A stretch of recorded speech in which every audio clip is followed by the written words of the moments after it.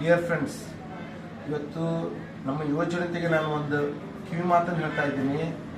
ಇದು ನಿನ್ನೆ ದಿವಸ ಗಣಪತಿ ಹಬ್ಬದ ವಿಸರ್ಜನಾ ಸಂದರ್ಭದಲ್ಲಿ ಈ ಕೆರೂರಿನ ಯುವಕ ಆ ಡಿಜೆ ಸೌಂಡಿನ ಮುಂದ್ಗಡೆ, ಆ ಸೌಂಡ್ ಬಾಕ್ಸ್ ಮುಂದ್ಗಡೆ ಹೋಗಿ ನಿಂತುಕೊಂಡಿದ್ದಾನೆ. ಕೇವಲ ಒಂದು 15-20 ನಿಮಿಷ ನಿಂತುಕೊಂಡಿದ್ದಾನೆ. ಆ ಡಿಜೆ ಸೌಂಡಿಗೆ ಇವನು ಎರಡೂ ಕಿವಿಗಳು ಪೂರ್ತಿಯಾಗಿ ನಾಶ ಆಗಿದೆ. ಇವತ್ತು ನಾನು ಏನ್ ಮಾತಾಡ್ತಾ ಅವ್ನಿಗೆ ಏನು ಗೊತ್ತಾಗಲ್ಲ. ನೀವು ನೋಡ್ಬೋದು ಅವನ ದೃಷ್ಟಿ ಯಾವ ತರ ಇದೆ. ಈ ವ್ಯಕ್ತಿಯ ಕಿವಿಗಳು ಎರಡೂ ಹೋಗಿದ್ದೇವೆ. ಅದಕ್ಕೆ ನಾನು ನಿಮ್ಗೆಲ್ಲ ಹೇಳ್ತಾ ಇರೋದು ಏನಪ್ಪಾ ಒಂದು ಕಿವಿ ಮಾತಂದ್ರೆ, ನಾವೆಲ್ಲ ಡಿಜೆ ಸೌಂಡ್ ಮುಂದೆ ನಿಂತುಕೊಂಡು ಹುಚ್ಚೆದ್ದು ಕುಣಿತೀವಿ. ಆ ಧ್ವನಿಯ ಪೊಲ್ಯೂಷನ್ ಅನ್ನ ಲೆಕ್ಕ ಹಾಕುವುದಿಲ್ಲ. ಇದು ಈ ಯುವಕರ ಮೇಲೆ ಆದಂತ ಒಂದು ಪರಿಣಾಮ.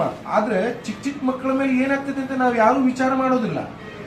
ಹೊಟ್ಟೆಲಿರ್ತಕ್ಕಂಥ ಪ್ರೆಗ್ನೆಂಟ್ ವುಮನ್ಗಳು, ಹೊಟ್ಟೆಲಿರ್ತಕ್ಕಂಥ ಮಗುವಿನ ಬುದ್ಧಿಮಾಂದ್ಯನೂ ಹೋಗುತ್ತೆ, ಹೃದಯ ದೌರ್ಬಲ್ಯ ಆಗ್ಬೋದು, ಹಾರ್ಟ್ ಅಟ್ಯಾಕ್ ಆಗ್ಬೋದು. ಇವತ್ತು ಇದು ಒಂದು ಜ್ವಲಂತ ಉದಾಹರಣೆ. ನನ್ನ ಮುಂದೆ ಕುಂತಿದ್ದಾನೆ ಈ ವ್ಯಕ್ತಿ. ಅವನು ಎರಡೂ ಕಿವಿಗಳು 95% ಹೋಗಿದೆ, ಕೇವಲ 5%. ಅವ್ನಿಗೆ ಜೋರಾಗಿ ಮಾತಾಡಿದ್ರೆ ಮಾತ್ರ ಕೇಳುತ್ತೆ. ನಾನು ಇಷ್ಟು ಸಾಮಾನ್ಯವಾಗಿ ಮಾತಾಡ್ತಿದ್ರು ಅವ್ನಿಗೆ ಏನು ಕೇಳೋದಿಲ್ಲ. ಯಾಕಂದ್ರೆ ಅವನ ವ್ಯಕ್ತಿಯ ಒಂದು ಹಾವಭಾವ ನೀವು ನೋಡ್ಬೋದು. ಆ ವ್ಯಕ್ತಿಯ ಪೂರ್ತಿಯಾದಂಥ ಕಿವಿಗಳು ನಾಶವಾಗಿದೆ.